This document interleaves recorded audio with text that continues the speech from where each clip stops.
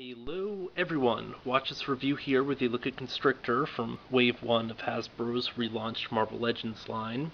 Yes, I finally settled on a Constrictor. For those of you not aware, trying to find a copy of this guy in stores is basically playing a game of find the figure with the fewest number of defects, or the defects that you can most live with, and you know, I think I won. Previously I'd seen such things as complete blurry lines here. There are like marks on him where it wasn't cut clean from the mold. I don't know, it's just insane how many different defects that I have seen for this one specific figure. It's like, where the hell is the quality control? But yeah, finally found one that looks pretty decent, so picked him up. Honestly, when I first saw this character in the lineup in the Comic-Con videos, you know what? Absolutely didn't thrill me. I mean, he's a character I don't really know. The design, but seeing him in pack, he actually looks really cool, and he looks a lot nicer in person than he does in these videos. At least that's what I found. Back of the box, we have this really neat artwork here, as well as images of or photos of the characters from the rest of the wave. I've also had a lot of trouble finding a good Thor. For some reason, like, just crazy defects there's as well, including the most recent one where it didn't even have like the belt painted in. But hold on a second, I'll get him out pack. You got me again, Hasbro, you jerks. More on that in a minute. First up, let's see what he comes with. Included with Constrictor is the torso, upper torso for Terrax. Which I mean, looks alright, but once again shows that he's going to be a bit on the small side, well, as far as build-figures go. You will notice it's got really nice toning on the skin and stuff, but, you know, that's something I should save for if, well, I probably will build Terrax, but it also comes with one of the Tales of Terrax, 5 of 6, the Silver Surfer one. Not a terribly interesting story. I don't know. Not a huge fan of the character, but hey, whatever. What I'm even less of a fan of is Hasbro's quality control. See, I was so focused on making sure that they got all the paint right that I didn't pay too close attention to the legs here. I thought it might have just been spun around and boxed, but no. It's actually much worse than that. As you'll see, they just didn't place the leg correctly at all. There's this sort of huge gap where it's sort of popping out the front here, and then right here at the back. I mean, it's very visibly off, like the peg should have been further along and it should have just slid. So if you look at this leg, you know, it's really flash with the upper portion. This one, no matter how you turn it, there's always going to be a bit in the front that sticks out. And then on the underside, no matter how you flip it around, always a bit in the back that sticks out. So yeah, they just really botched that, and I'm not sure if it's for all of them, just mine. But just given the crazy number of flaws you can find in this character, you know, nothing really surprises me. But yeah, at retail, when you see this guy, you might notice occasionally there's not a full paint app on the sides here. Sometimes the actual lines of his costume are really blurry. I've seen ones that had like a little bit of plastic that I guess wasn't cut clean, and then it was painted blue and really stuck out. I don't know. It's just crazy how many different flaws I've seen for this one figure, and this, possibly one of the most aggravating. Although from a distance, it might be a little bit less distracting. Yeah. As previously mentioned, don't know anything about this character, just thought he was a kind of wicked design. I wasn't at all impressed by his Marvel Universe figure, which also uses a different color, I guess, tendril, which actually is more like the energy tendril seen in the illustration here. It's all glowy and stuff, which, you know, is kind of neat in its own right, but I do prefer having silver.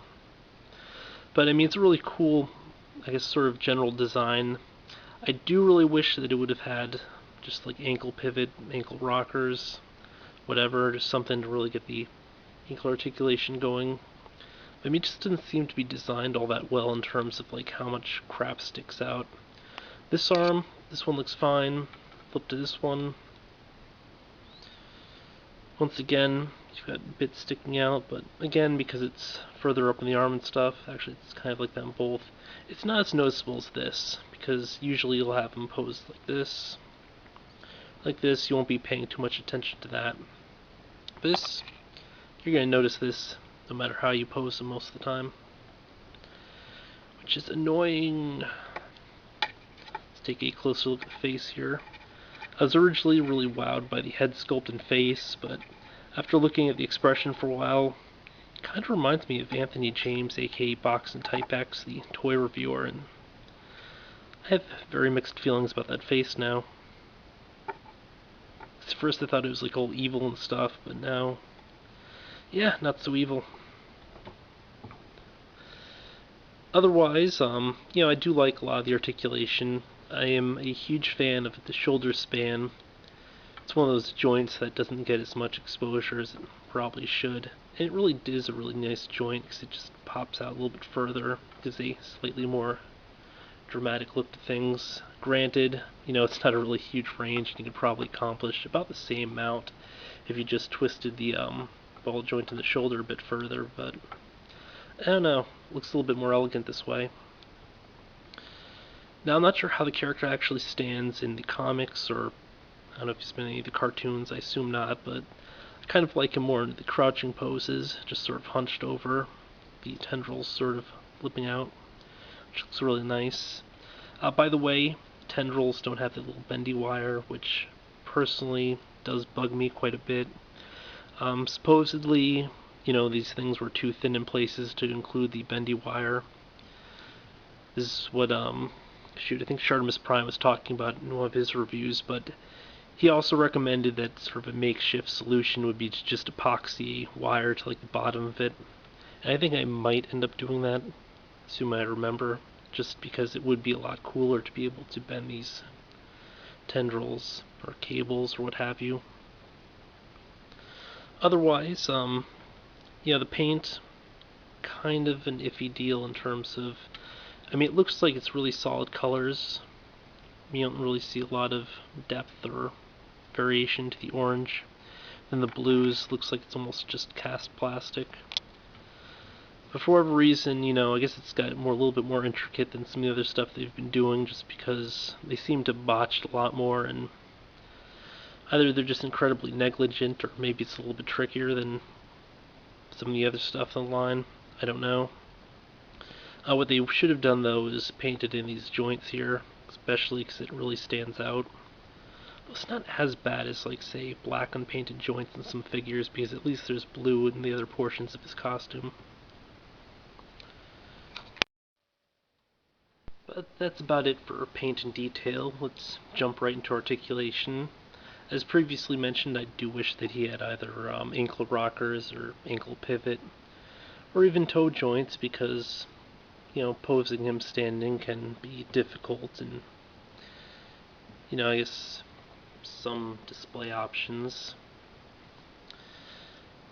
But he does have a sort of ball and socket here at the ankle, with an okay range of motion, full rotation, forward back, a little bit impeded on the forward, which is kind of annoying, but, good distance the other direction.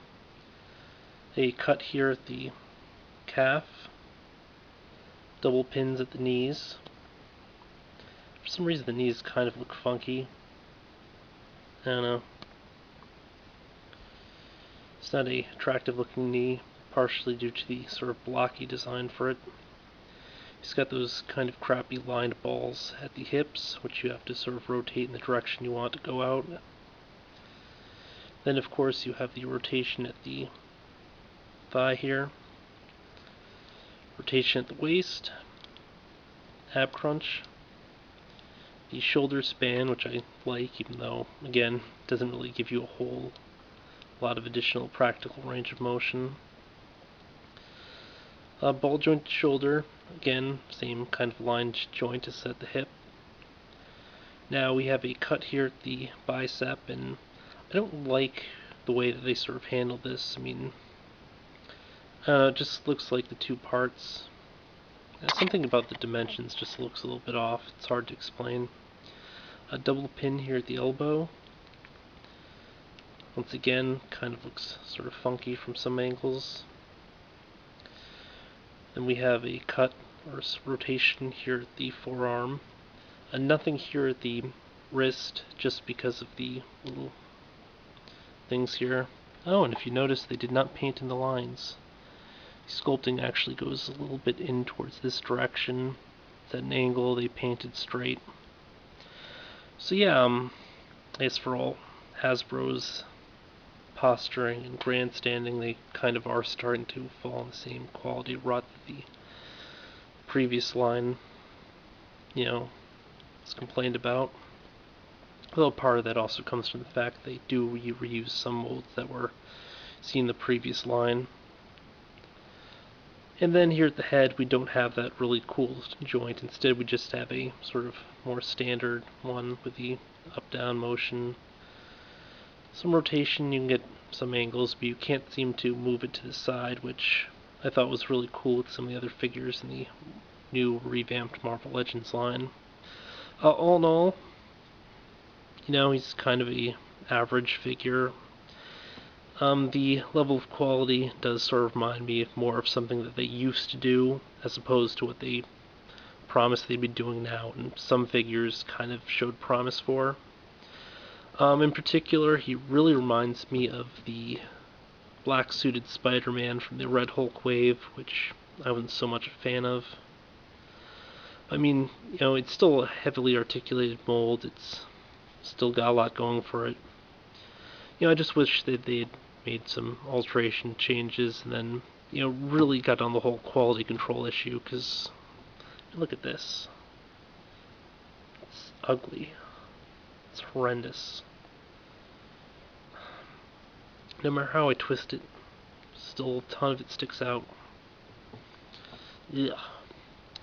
Then, of course, just the random paint issues that they've been having, including this bit of silliness where they just missed the line in places. Or is it in the other home? Yeah, specifically over here. But at least it's not as noticeably bad as it used to be. I mean, gotta give Hasbro props for that, huh?